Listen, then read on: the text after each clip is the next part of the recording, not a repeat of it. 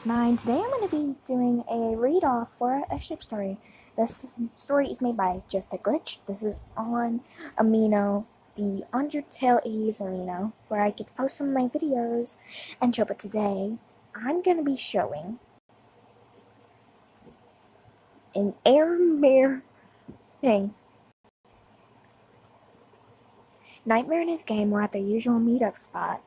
They were discussing plans to bring havoc upon an AU, as they usually did. They spent about 3 hours working out details, who did what, who went where, who went at what time. After they finished discussing, Nightmare dismissed the group, but not all of them left. Air stayed behind. Unlike Dust, Tor, and Killer, usually at least one of the members of the group stayed behind for clarification of the plan. This is what Nightmare thought Air was doing, though Air always understood the plan rather quickly, so the fact that he stayed behind really surprised Nightmare. His facial expression didn't tell this, though. He raised a non-existent eyebrow as Air made his way towards him. "Which part do you need clarifying on?" Nightmare asked the approaching skeleton, not even questioning if it was clarifying that Air needed. "What? I don't need clarifying. You should know that." "I never do," Air replied, his voice glitching and changing pitch with every couple words he spoke. "Then why did you stay behind?" "I just wanted to clarify you that your plan won't work." "What do you mean?" "My plans always work." "Yeah, this one won't." Air began to explain to Nightmare every flaw of his plan, down to the last detail. Nightmare didn't bother to interrupt, as he was confident in Air, and he wanted his plan to work. His tentacles swayed slightly as Air spoke. "And then Nightmare, it's why your plan will not go as you want it to." Air put his hand in his pockets and waited for a response from Nightmare, his scarf blowing along with the soft breeze. After a couple of seconds of silence between the two, Nightmare finally said something. "Seems you're more intelligent than the other three." Thanks?" Air wasn't exactly sure how to respond to Nightmare's remark. Nightmare put his bony fingers to his temples and rubbed them a bit. "However, the rest of the group does not know this flaw in my plan. They don't get the memo, then they'll screw everything up."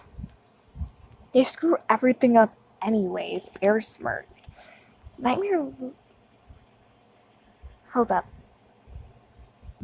Nightmare looked up at Air with unamused expression plastered on his face. "I'm serious, Air. This isn't the time to be joking around. If they don't understand the change of plans, then..." Nightmare was interrupted mid-sentence by Air's glitched tone. "I wasn't joking. Haven't you noticed that they always do something wrong? Like, take that one time Killer fell and stabbed himself rather than the enemy, for instance." "Right." Nightmare chuckled softly. "That was rather hectic, wasn't it?" "Indeed it was." "Then perhaps I should just put off the mission, right?" "That's not what I was implying. I just meant that..." Air buried his face into his scarf so that his eye sockets were visible. He wasn't sure what he meant. He spoke again, his voice muffling into the fabric. "Maybe just don't let them go on the mission?" Nightmare's expression shifted into a puzzled look. "Don't let them go? But they always tag along. Don't you think that it'd be suspicious if I told them, 'Hey guys, you can sit this one out. Air and I can handle it'?" "Maybe, but I don't know. Maybe they won't really mind." Nightmare scoffed at Air's words. "You really think they wouldn't mind not coming along? Have you met them?" Air rolled his eyes a little bit. "Well, would you rather cancel the mission altogether, or have 3 idiots screw it up?" Nightmare put his hand in front of himself, pointing at Air as if he were about to say something, but the small breath that escaped his teeth just fell to the floor. "Yeah, that's what I thought." Air tossed the end of his scarf behind himself as he crossed his arms over his chest. "So, who'll be the one to tell him?"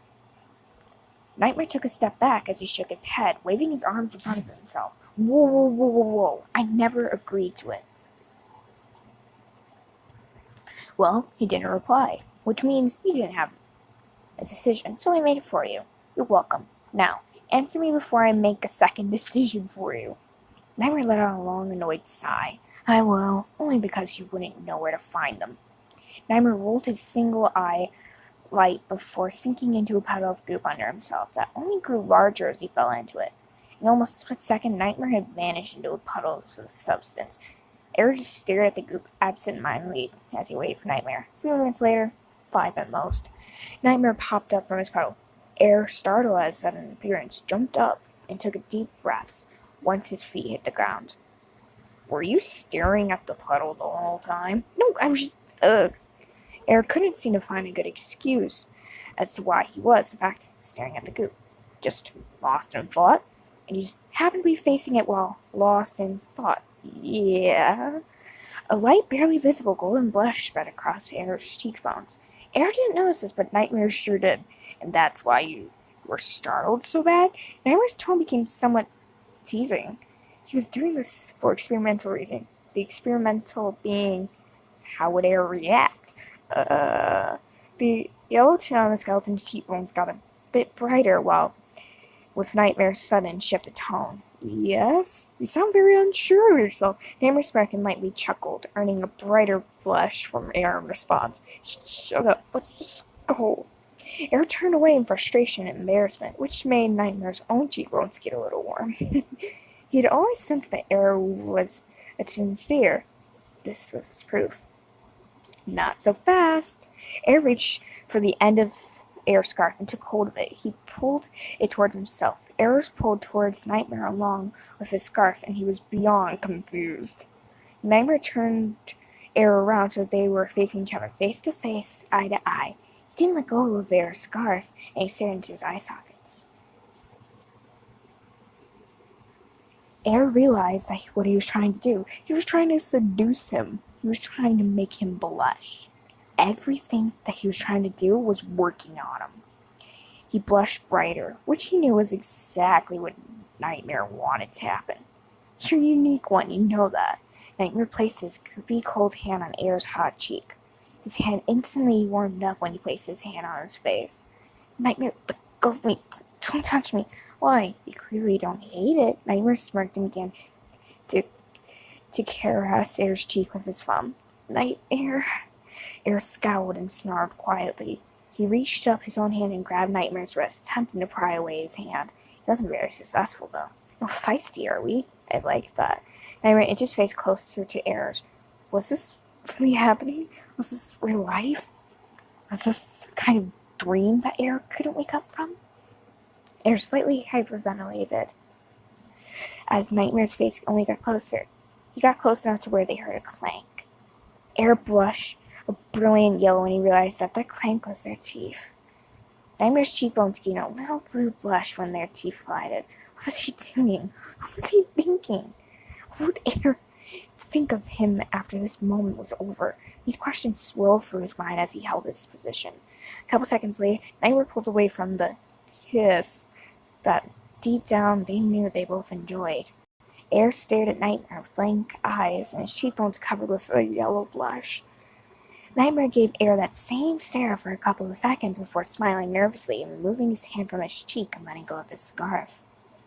We should, get going now, Nightmare said with a somewhat nervous tone. Air just nodded and adjusted his scarf to where it covered the entire bottom of half of his face. He didn't feel like speaking with, much less looking at Nightmare. They both wondered, would this be how awkward it would be between them from now on?